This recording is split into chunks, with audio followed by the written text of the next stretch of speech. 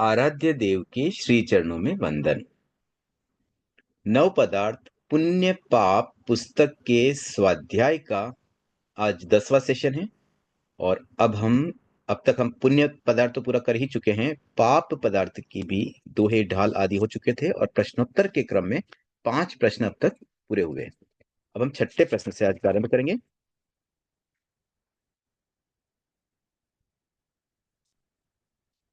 संभवतः 2 सेशन और होंगे इसके। तो 6ठा प्रश्न, सिद्ध करें कि पाप स्वयं कृत है। मतलब क्या सिद्ध करना है कि पाप जो है वह स्वयं स्वयं मतलब आत्मा आत्मा के द्वारा कृत है। मतलब जिसे जो पाप लग रहा है, जिसके जो पाप उदय में आता है, उसका कारण वह स्वयं आत्मा है। तो इस प्रश्न के पीछे मेन जो रीजन है वो ये बताया जा रहा है कि भगवान महावीर के समय में नियतिवाद थोड़ा प्रभावी था। और नियतिवाद में एक नाम गोशालक का भी आता है जो नियतिवादी था। तो ये नियतिवादी क्या कहते थे कि जो जैसा होना है वैसा ही होगा, हम उसको कुछ बदल नहीं सकते हैं। तो जब बदल नहीं सकते हैं तो फिर हमारा पुरुषार्थ कुछ भी काम नहीं आएगा। अगर हमारे साथ कुछ गलत होना है तो गलत ही होगा, और अच्छा होना है तो अच्छा ही होगा। तो उसे वो सांगतिक मानते थे। सांगतिक का मतलब हुआ संगत के अनुसार। मतलब जैसा जो जोग संजोग बैठ जाए, जैसी जो संगत बैठ जाए, उस आधार पर वह फल हमें मिलेगा। तो इसमें स्वयंकृत नहीं माना गया था। किसके द्वारा? नियतिवादियों के द्वारा। अब इसका समाधान आगम में जो मिलता है, एक तो सुई गणों का 1 to 30, मतलब पहले स्कंद 2 उसमें पार्ट है। फर्स्ट पार्ट के दूसरे चैप्टर के तीसरे 30th श्लोक, 30वें श्लोक में ये बताया गया कि सभी जीव न स्वकृत सुख दुख का वेदन करते हैं और न अन्यकृत सुख दुख का वेदन करते हैं। वह सुख दुख उनके सांगतिक नियति जनित होता है। ऐसा, ये तो अभी नियतिवादी की बात आ रही है। आगम में जो बताया वो तो अलग बात है। अब यहाँ पर भगवान उसके बारे में क्या कह रहे हैं? सुई गणों में भगवान ने ये कहा कि ये जो नियतिवादी कह रहे हैं ना, ये बात ये ठीक नहीं है। वे अज्ञानी है, मिथ्या दृष्टि है, साधना के मार्ग में प्रवृत्त होने पर भी दुखों का विमोचन नहीं कर सकते। मतलब ये जो लोग है ना, वो जो अज्ञानी होते हैं, मिथ्या दृष्टि होते हैं, वो भले कुछ साधना कर भी ले, लेकिन फिर भी वो दुख का विमोचन नहीं कर पाएंगे। तो उनकी बात गलत है। तो सही बात क्या है?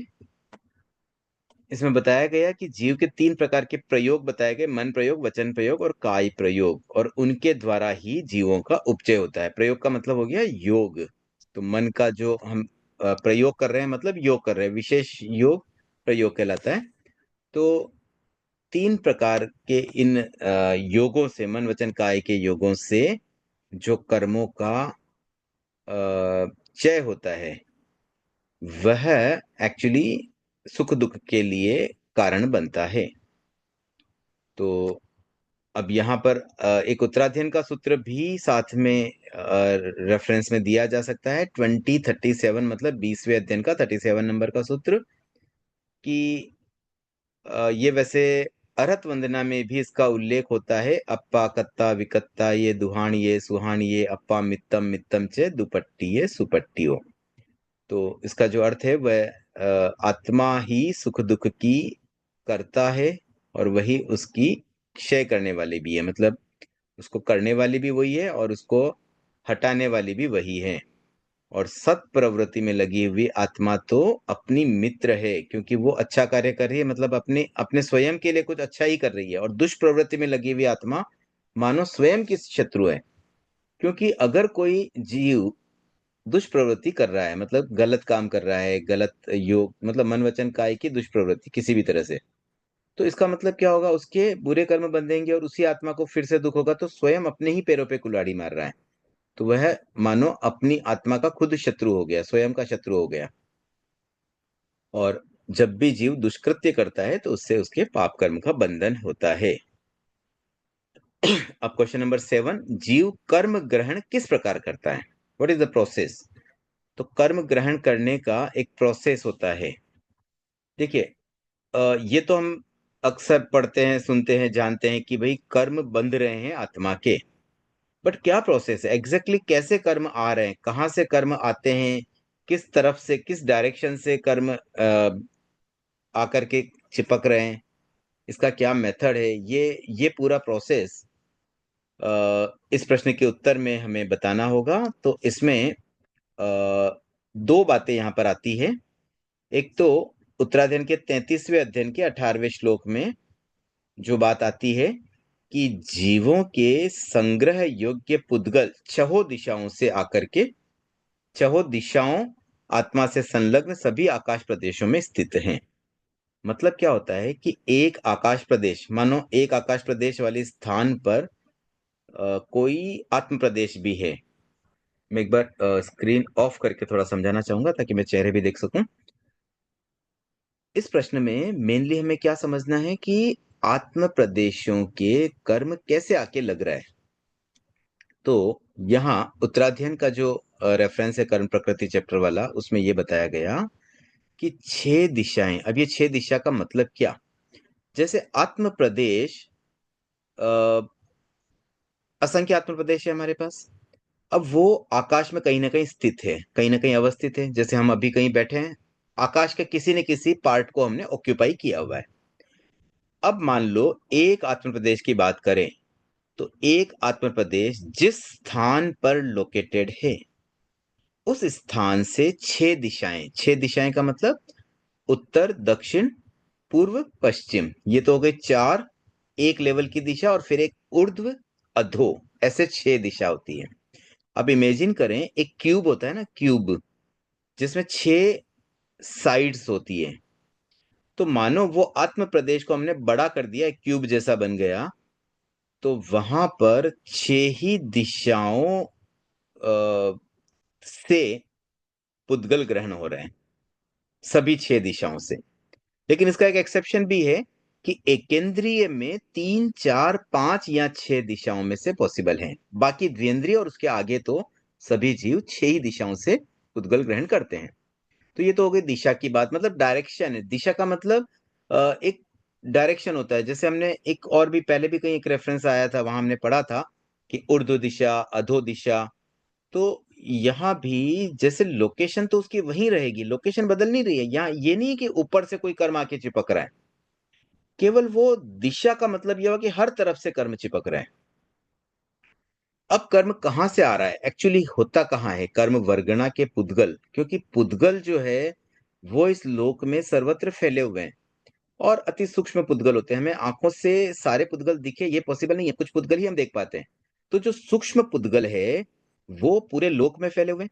तो जहां हम बैठे हैं, जहां हमारी आत्म प्रदेश मतलब हमारी आत्मा के असंख्य प्रदेश जिन आकाश प्रदेशों में अवस्थित है, जहां लोकेटेड है, उसी सेम लोकेशन पर कर्म वर्गणा के पुद्गल भी है। वहां सभी वर्गणाओं के पुद्गल अवेलेबल हैं, आठों ही वर्गणाओं के पुद्गल वहां अवेलेबल है। उसमें से कर्म वर्गणा के पुद्गल की हम बात करें, क्योंकि कर्म कैसे चिपक रहे वो हमें समझना है। तो जिस स्थान पर मान लीजिए हम इन आकाश प्रदेशों में कोई एक लोकेशन स्थापित कर लें कि जैसे अक्षांश रेखाएं, और वो जो रेखाएं आती देशांतर रेखाएं, जिसको हम बोलते हैं एल्टीट्यूड, एटीट्यूड। तो ये जो एल्टीट्यूड होता है, और ये इनका एक नंबरिंग होता है। तो जैसे अपन गूगल में भी कोई सर्च करते हैं ना, तो कोई प्रॉपर एड्रेस मिल जाए तो, नहीं तो वो इसमें एक नंबर दे देता है भाई 17.15। तो ऐसे मानो हम आकाश प्रदेशों को एक नंबरिंग देते हैं, तो पर्टिकुलर मान लो 17.15, मतलब ऊपर से 17 नंबर, लेफ्ट से वर्टिकली 15 आ गया, और हॉरिजॉन्टली 17 नंबर, तो वो एक लोकेशन मिल गई। अब उस लोकेशन पर, हालांकि इसमें 3D लोकेशन चाहिए, तो तीनों डायमेंशन चाहिए, एक्स वाई जेड तीनों एक्सिस के। तो अब उस पर्टिकुलर लोकेशन पर जो आत्म प्रदेश है, सेम उसी लोकेशन पर जो कर्म वर्गणा के पुद्गल है, वही कर्म वर्गणा के पुद्गल उस आत्म प्रदेश पर चिपकेंगे।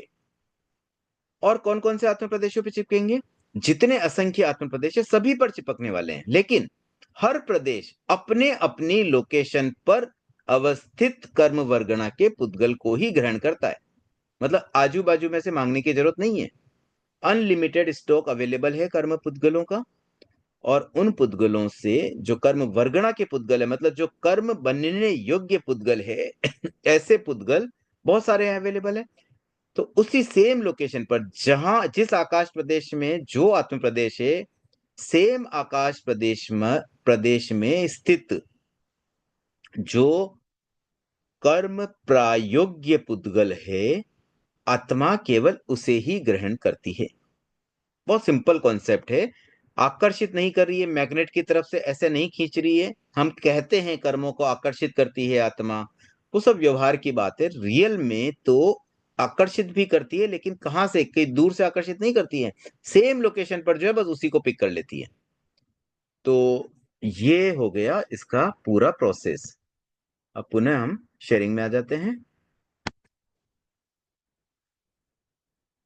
इसमें यह भी बात आ रही है कि एकेंद्रीय जीव 3, 4, 5 या 6 दिशाओं से भी कर्म पुद्गल ग्रहण करते हैं। मतलब उनके पास में ये चारों ऑप्शन है, कुछ एकेंद्रीय 3 से, कुछ 4 से, कुछ 5 से, कुछ 6 से। बट द्विएंद्रिय आदि जीव नियमतः का मतलब कंपल्सरी 6 ही दिशाओं से कर्म प्रायोगिक पुद्गल ग्रहण करते हैं। तो इस तरह से ये प्रोसेस होता है, और ये इसका उत्तर में हम ये लिख सकते हैं कि जीव कर्म ग्रहण किस प्रकार करता है। उसके बाद अब इसमें एक बात और आई है, अंतिम पैराग्राफ थोड़ा सा एक अलग भाव यहाँ पे लिए हुए हैं, और बहुत इंपॉर्टेंट चीज मुझे लग रही है, इसलिए इसको भी थोड़ा एक्सप्लेन करना चाहूंगा। भगवती सूत्र में एक जगह पर ये आया है, रेफरेंस में चैप्टर आदि नहीं दिया है, बट गौतम को किसी प्रश्न के उत्तर में भगवान महावीर ये कह रहे हैं कि जैसे मानो कोई कपड़ा, जो फ्रेश क्लॉथ होता है ना, कोई कपड़ा जो नया खरीदा है, या मान लो धो करके एकदम साफ सुथरा कर दिया तो नया जैसे ही हो जाता है, या फिर मान लो रेडी हुआ, बनाया गया, मतलब वो कपड़ा सिल कर, बुन करके, सिल करके रेडी आते ही हम उसको पहली बार पहने, तो ऐसे पहने हुए कपड़े भी जब ओवर अ पीरियड उसको बार बार पहने, बार बार पहनो, बार बार पहनो, तो फाइनली वो एक मसोता बन जाएगा। मसोता मतलब जो किचन में डर्टी क्लॉथ एक रहता है ना, जो काम कुछ भी गंदगी साफ करने के लिए, हालांकि गंदगी साफ करने के लिए साफ कपड़ा यूज करना चाहिए, लेकिन एक पता नहीं कल्चर ही है हमारा कि हम गंदे कपड़े से गंदगी साफ करते हैं। तो वैसा ही वो जो मसोता होता है, उस तरह का वो नया कपड़ा भी बन जाएगा। कब बनेगा? Over a period. तो जैसे ये कपड़ा, कोई भी अच्छा साफ सुथरा कपड़ा भी ओवर ए पीरियड गंदा हो जाता है, दुर्गंध युक्त हो जाता है, वैसे ही जो महाकर्म वाले, महाक्रिया वाले, महाआश्रव वाले और महावेदन वाले जीव होते हैं, मतलब ये चार बातें बताई गई है, ऐसे जीव जो बहुत नेगेटिव कैरेक्टर हैं, जो बहुत हिंसा करते हैं, जो क्रियाएं, मतलब पाप आदि की क्रियाएं बहुत बड़े लेवल पर करते हैं, महाक्रिया, और आश्रमों का सेवन भी, महाशब्द आया मतलब बड़े लेवल पर कर रहे हैं, तो ऐसे जीव भी निरंतर कर्म पुद्गलों का बंधन, चय, संचय, उपचय, ये सब करते हैं, मतलब बांधते हैं, इकट्ठा करते हैं उनको, मतलब अपनी आत्मा के साथ में काफी लंबे समय तक अटैच रखते हैं।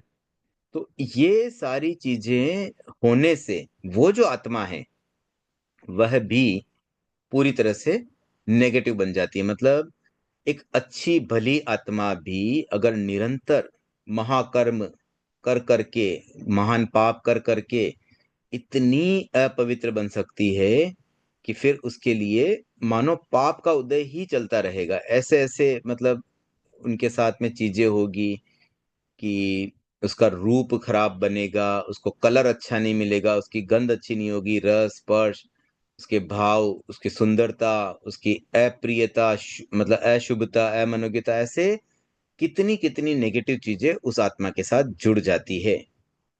तो इस पैराग्राफ से हम इतना समझे कि अगर हम कोई गलत काम कर रहे हैं और उसको हम कंटिन्यू करते रहेंगे, करते रहेंगे, करते रहेंगे, तो वो जो अपवित्रता, वो जो पाप कर्म का बंधन और फिर उसका उदय, उससे जीव की गति कितनी खराब हो सकती है। ऐसे आगमों में कई ऐसी स्टोरीज भी मिलती है, जैसे भगवान पार्श के पूर्व भव की बात करें तो उसमें एक कमट का जीव था, और वह कमट का जीव जो भगवान पार्श का जीव जो था उसके साथ में गलत व्यवहार करता है, उनको मारता है, बार बार उनको मारता है, फिर उनकी मृत्यु के बाद अगले भव में फिर ऐसे वो नरक में जा रहे हैं, फिर आकर के फिर मारना, फिर तिरंज कभी बन गए तो फिर आके मारना।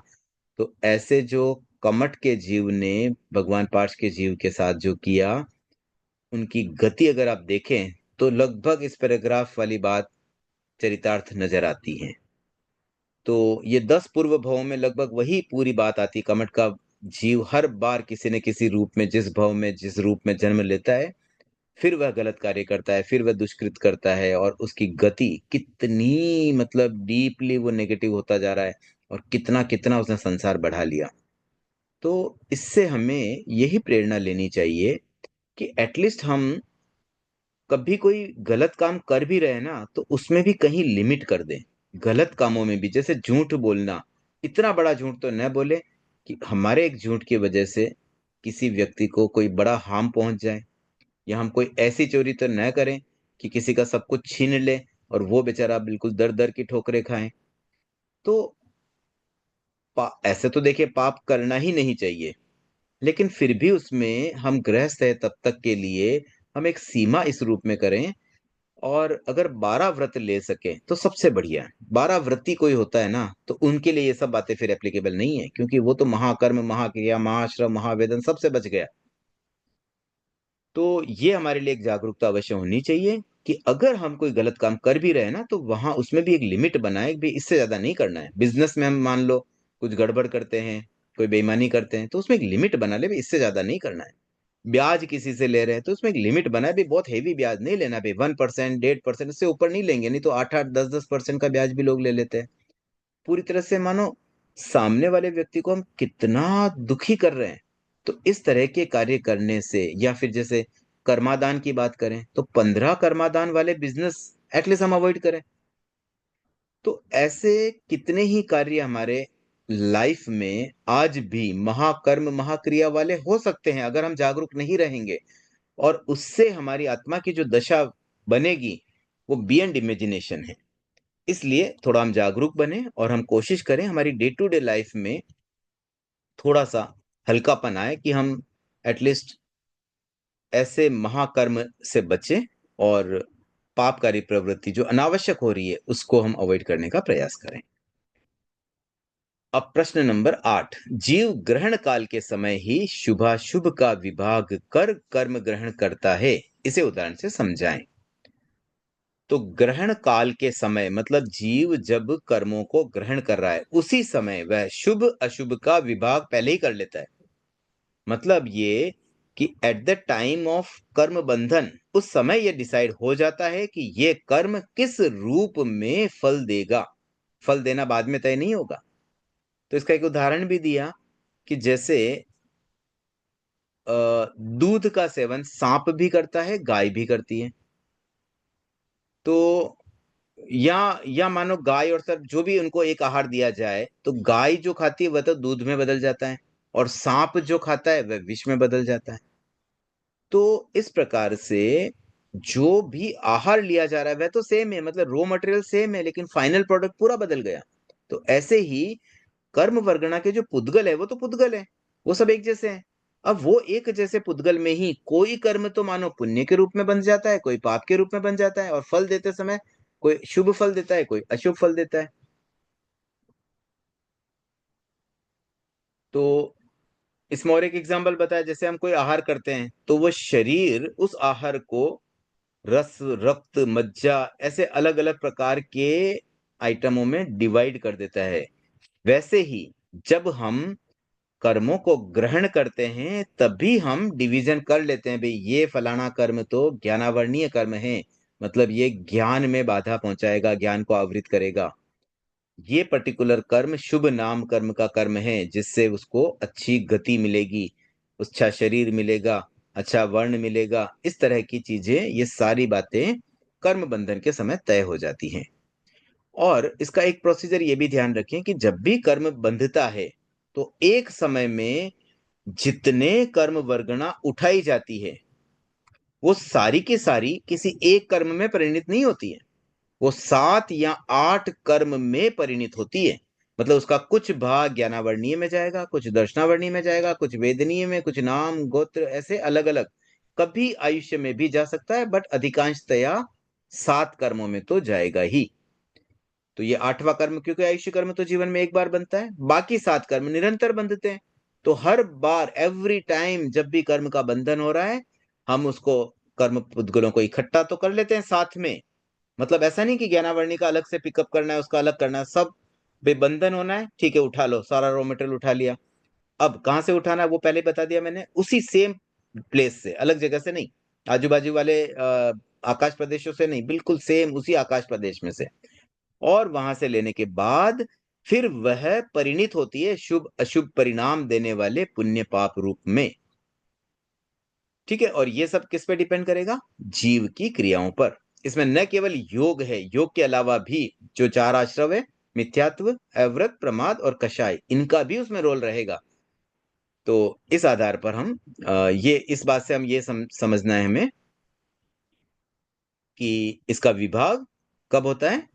कर्म ग्रहण के समय हो जाता है। मतलब ऐसा नहीं कि फल देते समय विभाग हो गया, भाई अब तुम गुस्से में हो ना, चलो मैं ये फल दे दूं, बंधा हुआ कर्म कोई भी फल दे, वैसा नहीं है। आप उसको या तो बंधे हुए कर्म को बाद में कोई संक्रमण के द्वारा बदल दे, वो अलग बात है, बट मूल रूप से जो बंधा हुआ, अगर उसमें कोई चेंजेस नहीं आया तो वो उसी रूप में फल देगा। अब आगे 9वां प्रश्न, दुख को संभाव से क्यों सहन करना चाहिए? तो इस संदर्भ में बहुत सारे आगम रेफरेंस इस चैप्टर के इस प्रश्न के उत्तर में दिए गए हैं। तो सबसे पहले तो एक रेफरेंस आ रहा है ठाणम सूत्र के तीसरे स्थान का, मतलब तीसरे चैप्टर का। उसमें दुख पद में ये कहा गया कि कुछ प्रश्न थे, तो जैसे दुख किसके द्वारा किया गया है, तो वह प्रमाद से, जीव अपने प्रमाद से दुख को करता है, मतलब दुख को क्रिएट करता है, और फिर अपने अप्रमाद से उसका वेदन करता है, मतलब उसको निर्जरित करता है अप्रमाद से। फिर आगे पूछा गया कि आगे जो बात हुई वही ठाणम का ही एक और सूत्र है, उसमें ये आ रहा है कि दुख कृत्य है, आत्मा के द्वारा किया जाता है। दुख स्पृश्य है, मतलब आत्मा उसे स्पर्श करती है। और दुख क्रियमाण कृत है, मतलब आत्मा के द्वारा ही वह भोगा जाता है। भोगा कैसे जाता है? क्रियमाण कृत के रूप में, मतलब जैसे उसका उदय शुरू हुआ तो जितना जितना उदय हुआ वैसे वैसे वो उसको भोगना भी साथ साथ चलता रहता है। तो ये सारी बातें, इससे ये समझ में आता है कि दुख क्रिएटेड और भोगना दोनों आत्मा के द्वारा ही है। ठीक है, ये बात तो क्लियर हो गई। अब यहां भी इसका उत्तर नहीं मिला कि संभाव से क्यों सहना चाहिए। चलो, हमने बांधा, हमने भोगा, वहां तक ठीक है, लेकिन संभाव से नहीं सहे तो क्या दिक्कत है? तो उसके बारे में आगे और बताया गया उत्तराध्ययन के 4.3 में कि जैसे सेंध लगाते हुए पकड़ा गया पापी चोर। कोई चोर है जिसने सेंध लगाया, सेंध का मतलब जैसे मकान में कोई दीवार होती है, तो दीवार को पार करने के लिए उसमें कोई जगह बनाता है, कोई सुराख या कोई ऐसे होल करके जगह बनाएगा, तो उसमें फिर वो चला जाता है एक रास्ता बना के। तो ऐसे सेंध लगाते हुए कोई चोर पकड़ में आया है, भाई वो सेंध लगा रहा था, उसको पकड़ लिया। तो फिर उसको क्या करते हैं, पकड़ करके उसको राजा के सामने ले जाया जाएगा, फिर उसको दंडित किया जाएगा, तो वह फिर वह उसको दंड को भोगता है। तो जैसे कोई चोर को पकड़ा, उसको दंड मिला, वैसे ही इस संसार में जितने भी जीव है वे अपने द्वारा किए गए दंडों को ही भोगते हैं। उसके बाद सूत्र कृतांग में भी ये बात आती है कि भाई पूर्वकृत कर्मों को ही जीव भोग रहा है। तो अब ये सब बातों से भी, अगर हमने पहले कोई काम किया उसके हिसाब पे भोगना है, तो ये तो आगम की रेफरेंस आ गई। अब मूल प्रश्न का उत्तर अभी भी नहीं आया कि दुख को संभाव से क्यों सहन करना चाहिए। अब इसका कंक्लूजन आचार्य भिक्षु किस रूप में देते हैं कि देखो, दुष्कृत्य करेंगे तो पाप कर्म का बंधन होगा, और फिर उससे पाप कर्म का उदय होगा। तो अब वो उदय हुआ, अब उदय होने के बाद क्या स्थिति बनती है? अगर कोई जीव ये सोचे कि ये जो बंधन हुआ है ना, ये मेरे ही कारण हुआ है, मतलब इन कारणों को, जो बात बताई गई ना कि स्वयं के करने से ही दुख बंधन हो रहा है, तो जब वो उदय में आए और हमें कुछ दुख मिले, तो उस समय अगर जीव ये सोचे कि भाई ये तो मेरे ही द्वारा बंधा हुआ है, तो मैं इसमें क्या दुखी हूं, क्या संताप करूं, अगर वो इस तरह से दुखी और संताप नहीं करें और इस बात को समझ लें कि मेरे द्वारा भोगा हुआ है इसलिए मुझे ये मिल रहा है, तो फिर क्या होगा? कि वह आगे उसको ये चीज की एक अवेयरनेस आ जाएगी कि अच्छा मेरे द्वारा किया हुआ इसलिए मुझे दुख हुआ, तो अब मुझे और दुखी नहीं होना है। ठीक है, मैंने किया उसका मुझे भोगना ही पड़ेगा, उसमें क्या बड़ी बात है, तो मैं उसको भोग लूंगा शांति से। तो उससे ये लाभ मिलेगा कि आगे और नए कर्म नहीं बंधेंगे। क्यों नहीं बंधेंगे? क्योंकि अब हम उस चीज में अवेयर हो गए कि ये तो मेरे द्वारा किया हुआ। अदरवाइज क्या होता है कि हमने किया उसकी वजह से हमें मिल रहा है और हम किसी और पे दोष डालते हैं, देखो उसने मुझे मारा, उसने मेरे साथ ऐसा व्यवहार किया, उसने मेरे साथ ऐसा किया। तो उससे क्या होता है, फिर से हम नए कर्म बांध लेते हैं। तो इसको ब्रेक लगाने का तरीका यही है कि जब आपने गलत काम किया, कर्म बंध गया, अब कर्म उदय में आया, तो अब आप इस अवेयरनेस के साथ उसको भोगें कि भाई मैंने किया, उसका मुझे, मेरी गलती की सजा मुझे मिल रही है, मैं किसी पे और क्या दोष दूं। अब मुझे और ज्यादा ध्यान रखना है, अब आगे से मैं और केयरफुल रहूं कि मैं ऐसी गलती दोबारा न करूं। एक और एक बात उत्तराध्ययन के परिचय प्रविभक्ति चैप्टर की आती है कि सेकंड चैप्टर है उत्तराध्ययन का, कि जैसे रोग को उत्पन्न हुआ जानकर वेदना से पीड़ित होने पर दीन न बने, ये बात वहां पर एक प्रेरणा के रूप में दी गई है। तो उससे भी ये चीज अगेन क्लियर हो जाती है कि वहां पर हमें जब दुख आए तो उसको संभाव से सहना है। तो ये भगवान की आज्ञा इसमें क्या हो रही कि रोग कोई उत्पन्न हुआ, अब उसमें वेदना हुई, तो वेदना होने पर दीन न बने, मतलब दुखी न बने, और व्याधि से विचलित होती हुई प्रज्ञा को स्थिर बनाए। हम बीमारी के कारण विचलित हो रहे हैं तो उसको स्थिर करें, नहीं नहीं मुझे विचलित नहीं होना है, मुझे ये बात समझनी है कि भाई ये तो मेरे ही कोई पूर्वकृत गलत कामों से मुझे ये सजा मिल रही है, तो मैं इसको संभाव से सहूं। तो वहां पर उत्तराध्ययन में ये बात क्लियरली मेंशन आ रही है कि भाई संभाव से उसको सहना है। सूत्र कृतांक आगम में भी ये बात आती है कि प्रत्येक मनुष्य सोचे मैं ही दुखी नहीं हूं, संसार में प्राणी प्राय दुखी ही है, और दुखों से स्पष्ट होने पर क्रोध आदि न करें, समता पूर्वक संभाव पूर्वक उसे सहे, मन मन में उसे दुख न माने। मतलब एक्चुअल दुख मिल भी रहा है ना, तब भी मन में उसको दुख न माने।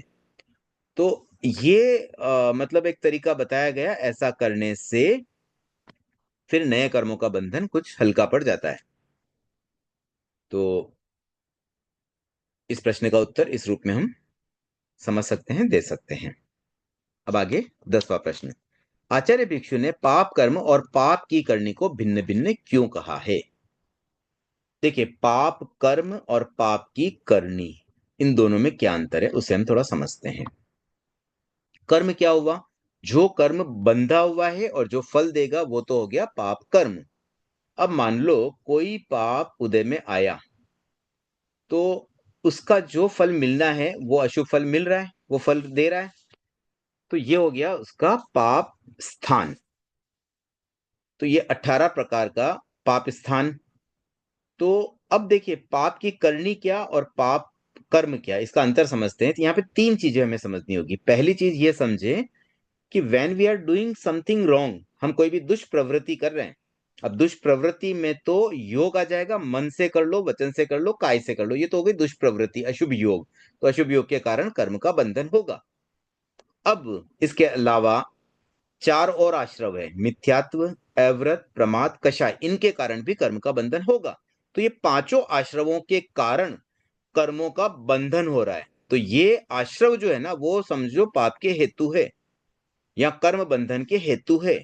उन आश्रमों के कारण कर्मों का बंधन हो रहा है। ये हो गया पहला पार्ट, कि बंधन होने का कारण, वो स्थितियां, वो परिस्थितियां जब कर्मों का बंधन होता है। अब बंधन होने के साथ ही वो पुद्गल हमारे आत्मा के चिपक गए। तो ये कर्म जो आत्मा के चिपक गए, वो बन गए पाप के रूप में, और वो पाप के रूप में जो बने उसे हम कहेंगे पाप। तो एक तो हुआ पाप के हेतु, एक हुआ पाप कर्म, दो चीज हो गई। अब तीसरा होता है जब यही पाप उदय में आएगा, तो उस समय वह कहलाएगा पाप स्थान। मतलब वो जो पाप कहलाएगा, ऐसे तो पाप ही कहेंगे, पाप का उदय में आया, उस समय वो पाप का जो रूप है, तो वो तीसरा पार्ट हो गया। मतलब एक हो गया बंधन का हेतु, एक पाप कर्म, और फिर वो उदय में आएगा तो वो जो फल दे रहा है वो हो गया पाप। तो अब इसमें देखिए, पाप कर्म क्या हुआ, पाप की करनी क्या हुई, कि जो जीव ने आश्रव का सेवन किया, जो गलत कार्य किए, दुष्प्रवृत्ति की, उन कारणों से तो पाप बंधा, तो वो हो गई पाप की करनी। और उन करनी से जो कर्म बंधे वो हो गए पाप। अब इसमें एक बात झीणी चर्चा की 22वीं ढाल में जो आती है उसको थोड़ा समझते हैं। भगवती सूत्र में प्राणातिपात आदि में वर्णादि कहे गए, तो उसमें कलर कैसे आ गया? क्योंकि कलर तो पुद्गल में होता है। वर्ण आदि का मतलब हो गया वर्ण, गंध, रस, स्पर्श। ये चार चीजों को वर्ण आदि के साथ में समझ ले। कभी भी शब्द आया वर्ण आदि यानी कि वर्ण आदि, तो आदि में क्या क्या आ जाएगा? वर्ण के बाद गंध, रस, स्पर्श और तीन चीज जोड़ देंगे। तो प्राणातिपात आदि में वर्ण आदि कहे गए हैं। तो प्राणातिपात आदि का मतलब हो गया प्राणातिपात, मशावात, अदत्तदान, मतलब 18 पाप स्थान जो है उनको वर्ण आदि कहा गया। दैट मीन्स ये सब पौद्गलिक है। तो इसका मतलब क्या हुआ कि ये पौद्गलिक है उनकी, मतलब प्राणातिपात आदि ये कर्म की बात हो रही है, यहां उनकी क्रियाओं की बात नहीं हो रही है। तो जिस कर्म के उदय से जीव दूसरों के प्राणों का हनन करता है। अब देखिए, प्राणातिपात कर्म का उदय हुआ तो उस कारण से जीव ने किसी के प्राण लिए। अब क्या हुआ? प्राण लिया तो प्राण लेने से दुष्प्रवृत्ति हुई और उस दुष्प्रवृत्ति के कारण से अगेन अशुभ कर्म का बंधन होगा। अब वहां पे कौन से अशुभ कर्म का बंधन होगा? केवल प्राणातिपात कर्म का बंधन नहीं होगा। यहां पर जो 8 प्रकार के कर्म है ना, ज्ञानावर्णी, दर्शनावर्णी है, उनमें से आइदर 7 या 8 अशुभ कर्म का बंधन वहां वो करेगा। ऐसे ही प्रत्येक 18 प्रकार के पापोदय के समय वह 7 या 8 प्रकार के अशुभ कर्मों का बंधन करता है। तो इस तरह से कर्म हेतु और कर्म ये दो अलग अलग चीजें हुई हैं। इसमें अगर कोई प्रश्न आए तो आप नोट कर लेना। ये थोड़ा सा है टफ समझने की चीज है। मैंने तो वैसे कोशिश की है पूरा समझाने की, फिर भी कोई जिज्ञासा अगर रहे तो आप हैंड रेज अभी नहीं करना है। समय वही 7:45।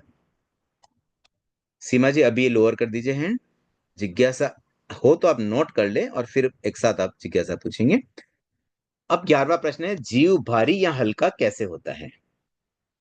देखिए, जैसे है ना, इसमें एक एग्जाम्पल दिया कि एक तुम्बा होता है। तुम्बा मतलब समझो एक पात्रा समझ लो, महाराज का एक पात्रा होता है वैसा, या फिर आप अपना प्लास्टिक का एक वेसल समझ लो। तो उसको अगर प्लास्टिक के वेसल को हम पानी में डालें तो वो पानी में तैरता रहता है। बट अगर उस वेसल पर हम कुछ गाढ़ा लेप लगाएं, कोई मिट्टी का लेप लगाएं, तो उससे क्या होगा? उसका थोड़ा हेवीनेस बढ़ जाएगा, मतलब वो भारी हो जाएगा। और फिर अगर उसको हम पानी में डालेंगे तो वह पानी में डूब जाएगा। तो जैसे तुम्बे पर मिट्टी का लेप करने पर वह पानी में डूब जाता है, वैसे ही किसी जीव के ये जो हिंसा, झूठ, चोरी, मैथुन, मिथ्या दर्शन तक के जो पाप हैं, वो कर्म चिपकते हैं तो उससे वह जीव भारी हो जाता है। और फिर उसके भारीपन से क्या होता है? वह संसार में भ्रमण करता है, अधोगतियों में जाता है। तो इस प्रकार से जीव भारी किससे होता है? कर्मों से भारी होता है। और जीव हल्का किससे होता है? कर्मों के क्षय से हल्का होता है। अब इसका मतलब यह नहीं समझना है कि कर्म एक्चुअली हैवी होते हैं, कि आत्मा के साथ अटैच होके वो भारी होते हैं। क्योंकि ये जो हल्कापन, भारीपन गुरु लघु स्पर्श से तय होता है, और कर्म तो 4 स्पर्शी है जिसमें न गुरु स्पर्श है न लघु स्पर्श है। तो कर्म अपने आप में हल्के भारी नहीं होते हैं, लेकिन आत्मा के साथ जुड़ करके उस जीव को जो नेगेटिव रिजल्ट देते हैं, उसको जो अधोगति देते हैं, संसार में भटकाते हैं, उस कारण से जीव को भारी बना देते हैं।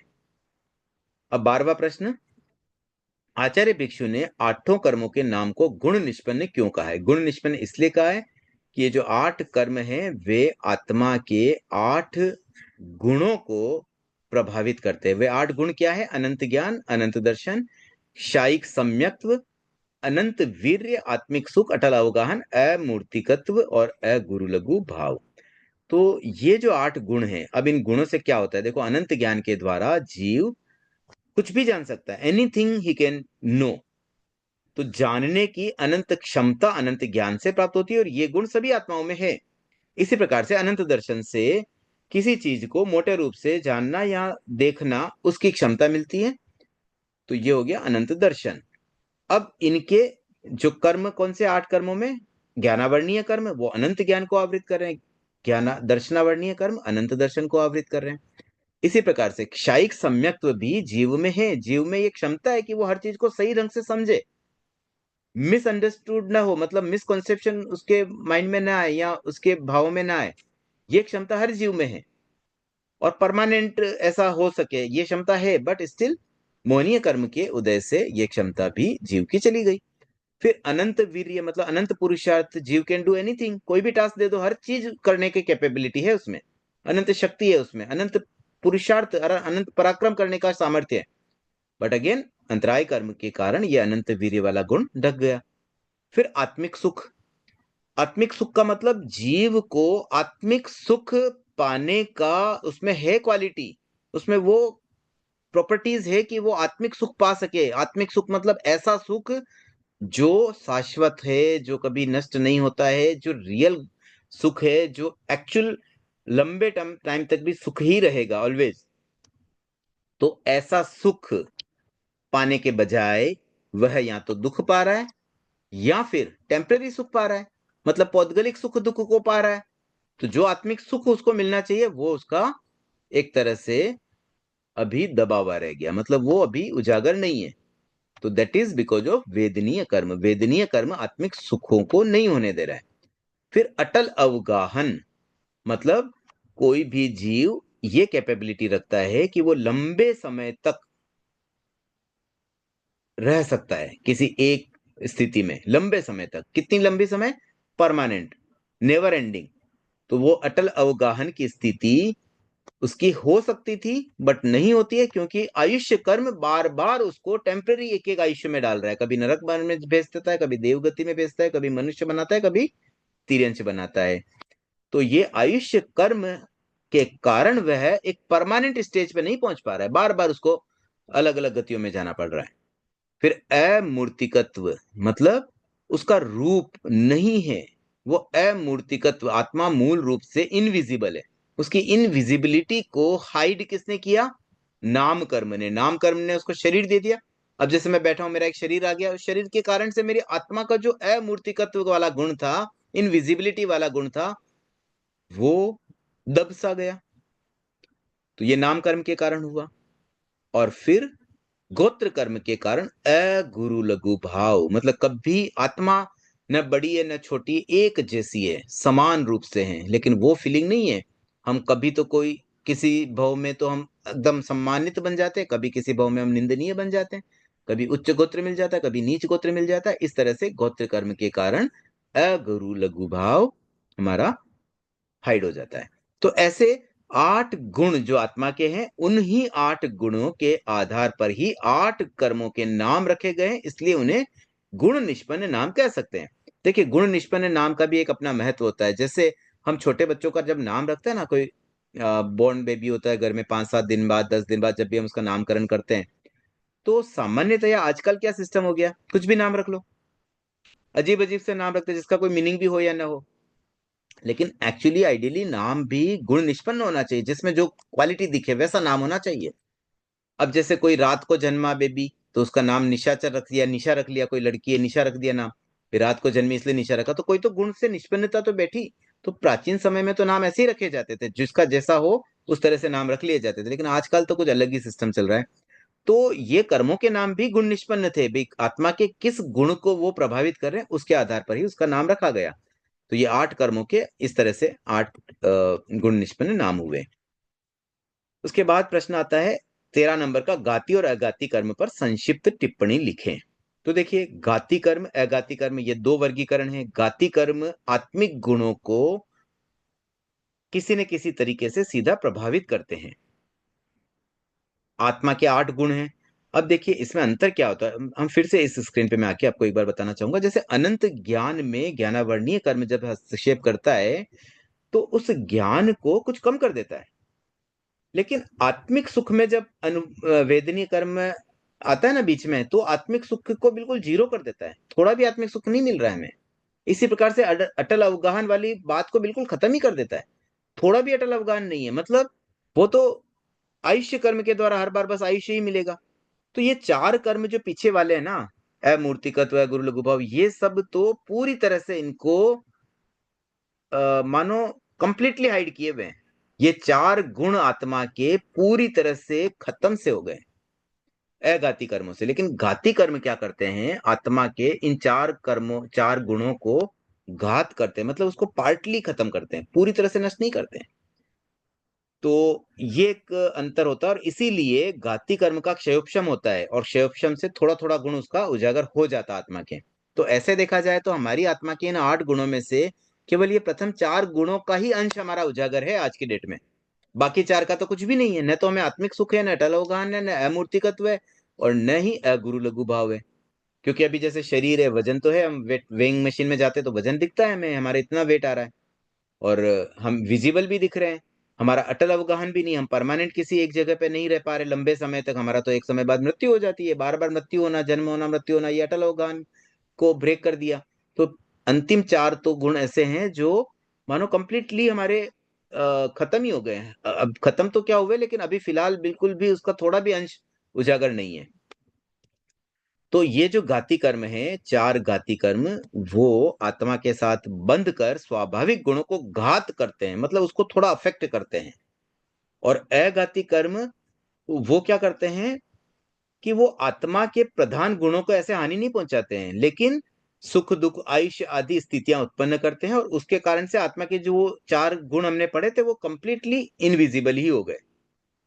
तो ये घाती और अघाती कर्म के बारे में हम थोड़ा सा बता सकते हैं। उसके बाद, अच्छा समय भी ऑलरेडी हो गया है। अब देखिए, इसमें एक बात और है, घाती कर्म का जब क्षय हो जाता है ना, तब भी आत्मा मुक्त नहीं होती है। वो सर्वज्ञ बन जाती है, सर्वदर्शी बन जाती है, केवल ज्ञानी बन जाती है, लेकिन अभी भी आत्मा संसार में ही है। जबकि अघाती कर्म का जब क्षय होता है तो फिर वो मोक्ष चली जाती है सीधे, एक समय भी नहीं लगता है उसके बाद, तो पहले समय में ही सीधे मोक्ष। तो इसका क्रम भी ऐसे ही है, पहले घाती कर्मों का क्षय होता है, उसके बाद अघाती कर्मों का क्षय होता है। और एक चीज इसमें ये भी लिख सकते हैं कि घाती कर्म तो नितांत अशुभ होते हैं, जबकि अघाती कर्म तो शुभ अशुभ दोनों तरह के हो सकते हैं।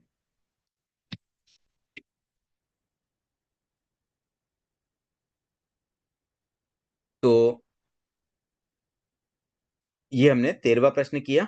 एक प्रश्न और कर लेते हैं, क्योंकि विशेष हैंडरेज नहीं है,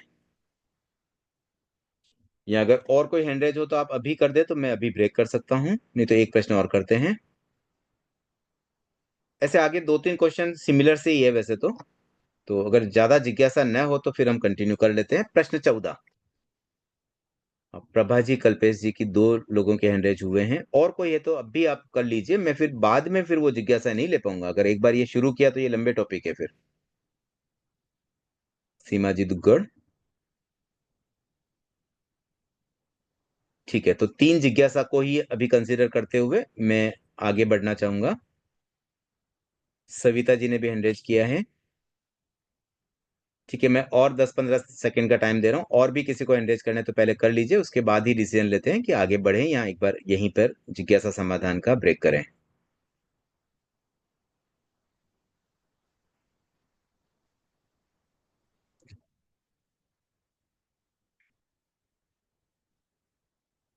ठीक है, तो मुझे लगता है एक बार ब्रेक ही कर लेते हैं। प्रश्न 13 तक आज हमारे हुए हैं, 14 से हम कल के सेशन में करने का प्रयास करेंगे। सबसे पहले कल्पेश जी। जय जिनेन्द्र। ये जो 18 पाप स्थान है, प्राणातिपात आदि, ये तो हुए पाप स्थान, अर्थात इनसे पाप कर्म का बंधन होता है। अभी पीछे बताया गया है कि प्राणातिपात के उदय से कोई जीव किसी का घात करता है, तो इनके उदय से घात करता है या घात करने से इनका बंधन होता है? देखिए, इसमें क्या बताया गया कि घात जब करेगा ना, उसका उदय हुआ, मतलब जीव जो क्रिया कर रहा है, क्या क्रिया कर रहा है, जीव की क्रिया ये हुई वो किसी का प्राण ले रहा है। हम्म। ठीक है, तो प्राण लेने की जो क्रिया हुई ना, उसका कारण बना उस पाप का उदय। कौन से पाप का उदय, प्राणातिपात पाप का उदय। ठीक जो है, ये पूर्व में पार्ट। बंधा हुआ था। हाँ, जो पहले पूर्व में बंधा हुआ प्राणातिपात कर्म का उदय हुआ, प्राणातिपात पाप का उदय हुआ, उसकी वजह से हम्म। वह अब किसी का प्राण ले रहा है। हम्म। ठीक है, इसको आप एक क्रोध वाली बात में और ले लेते हैं, मानो 18 पाप में क्रोध को ओढ़ लेते हैं। मान लो क्रोध पाप का उदय हुआ तो उससे क्या करता है, जीव क्रोध करता है। ठीक है। ठीक है ना। तो वैसे हम्म। ही जिस प्रकार के पाप का उदय होता है उस तरह का जीव बिहेवियर करता है। वहां तक ठीक और है। अब क्या होता है कि जो क्रिया करता है उसके अनुसार वापस कर्मों का बंधन होता है। हम्म। तो अब जैसे किसी का वध किया, तो वध करने में वेदनीय कर्म का भी बंधन होगा, वहां पर अन्य कर्मों का भी बंधन होगा। तो ऐसे पाप स्थान जो है ना, वो 18 पाप स्थान को 8 कर्मों से ऐसे लिंक नहीं कर सकते हम। तो ये पाप स्थान तो भाई ये अलग अलग 18 तरह की कैटेगरी के पाप बंधे और उसकी वजह से उदय में आया और उसकी वजह से वो वैसा क्रिया कर रहा है। अब वो जो क्रिया करता है उस क्रिया से अगेन अलग अलग प्रकार के बंधन हो सकते हैं। तो मूल रूप से आप ये बात समझे कि अगर हमारे क्रोध का उदय है तो हम क्रोध करेंगे, हमारे मान का उदय है तो हम मान कर रहे हैं। तो मेन उदय की वजह से वो क्रिया होती है। पाप से अगर संबंध करें तो, अब अगर हम बंध से संबंध करें तो जैसा हम बंधन करते हैं उसके अनुरूप वो कर्म का बंधन हो रहा है। तो वहां पर पुण्य भी बंधन हो सकता है, पाप का भी बंधन हो सकता है। तो ये क्रिया पर डिपेंड है। तो हम जो हम टास्क करेंगे अब उस पर ये सारी बात आएगी। तो ऐसे देखा जाए तो एक साइकिल सा है। और अधिकांश कर्म जैसे क्रोध करेगा तो उससे वापस उसके मौनीय कर्म का बंधन होता है, तो फिर से क्रोध का भी बंधन होगा, लेकिन उसके साथ साथ में अन्य कर्म का भी बंधन होता है। तो बंधन के समय तो 7 और 8 कर्म का बंधन एक साथ होता है। इसलिए एक प्रकार के पाप के उदय से भी अन्य कर्म प्रकृतियों का बंधन हो सकता है। तो उसमें वह भी आ रहा है और दूसरे भी आ रहे हैं, ये एक अंतर आया। ओके। क्लियर हुआ ना, या और कुछ जी थोड़ा जी, कंफ्यूजन है? हुआ, लगभग लगभग हुआ। ठीक है। सविता जी। जय जिनेन्द्र। ये जो 12 व्रत की बात आई ना, तो उसमें जैसे ऑनलाइन शॉपिंग करते हैं तो चीजें कहाँ से मंगवाते हैं और कहाँ से आ रही है वो तो समझ में नहीं आता, तो फिर हम कैसे त्याग ले, जैसे एरिया का। जैसे ऑनलाइन में भी है ना, ये तो पता चलता है कि अगर हम इंडिया से कोई कोई जैसे अमेजन या ऐसी कोई साइट है, वो तो इंडिया से ही आ रहा है प्रोडक्ट। कोई बाहर की साइट हो जैसे alibaba.com या ऐसी कोई जो मतलब जैसे चाइना की कोई साइट है, यूएस की कोई साइट है, या अमेजन का यूएस वाला वर्जन से कोई ऑर्डर करे और यूएस से ऑर्डर आया, तो वो तो समझ में तो आ जाता है। सप्लायर कहाँ का है वो हमें समझ में आता है। अब रही बात कि त्याग कैसे करना है, तो उसमें आप ये कर सकते हैं ऑनलाइन के संदर्भ में। त्याग करते समय अगर आपका त्याग किया हुआ न हो और अब नए सिरे से ले रहे हैं, तो आप ऐसे कर सकते हैं कि ऑनलाइन के केस में आप स्थान का न करें, उसमें ये उसमें सीमा कुछ क्वांटिटी की कर लें, कुछ मॉनिटरी वैल्यू की कर लें कि ऑनलाइन हम इससे ज्यादा सामान नहीं मंगाएंगे साल में। ओके।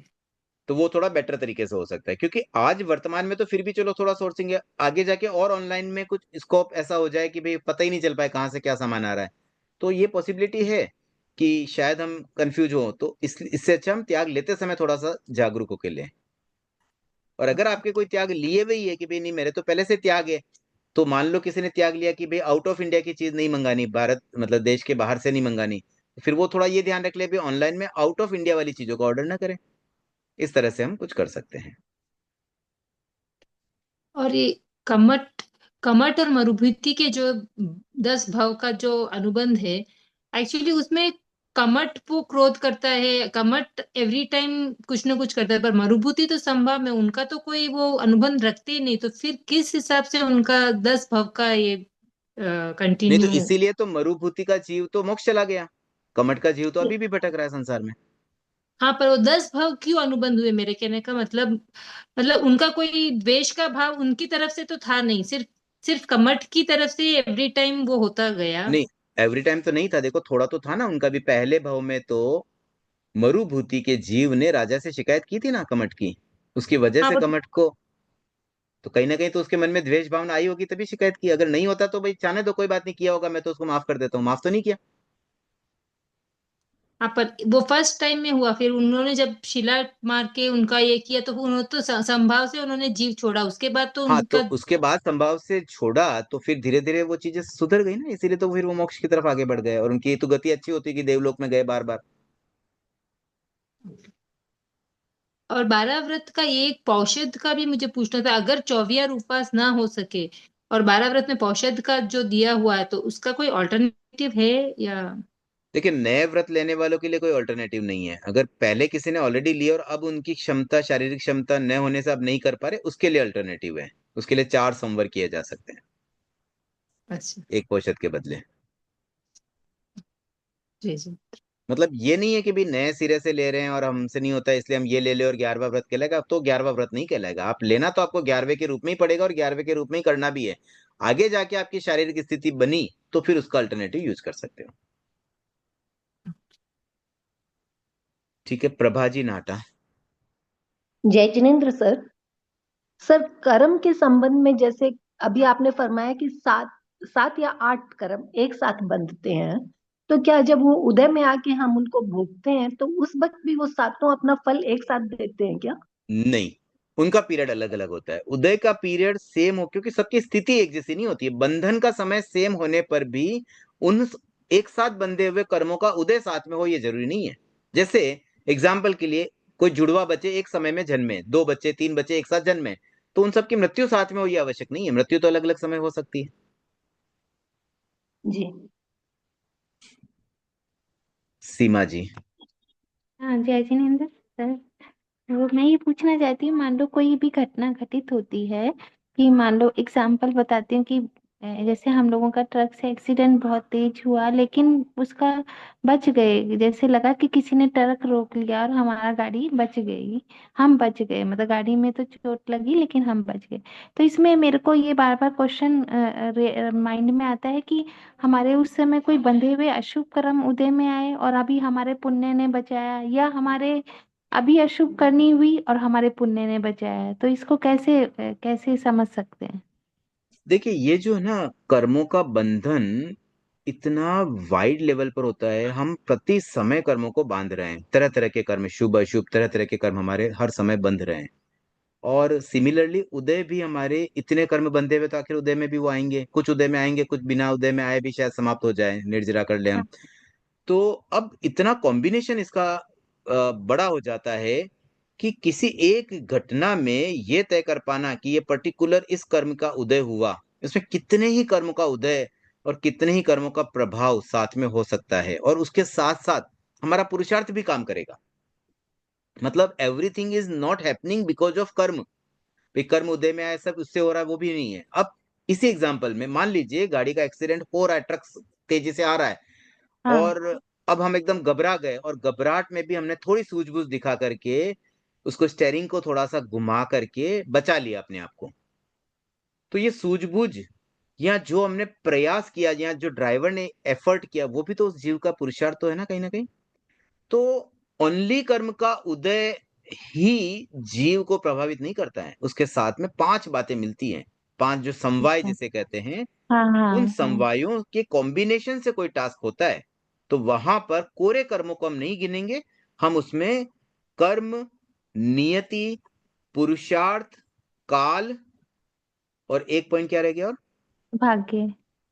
स्वभाव। भाग्य तो नियति हो गई ना, स्वभाव। हाँ, स्वभाव। स्वभाव।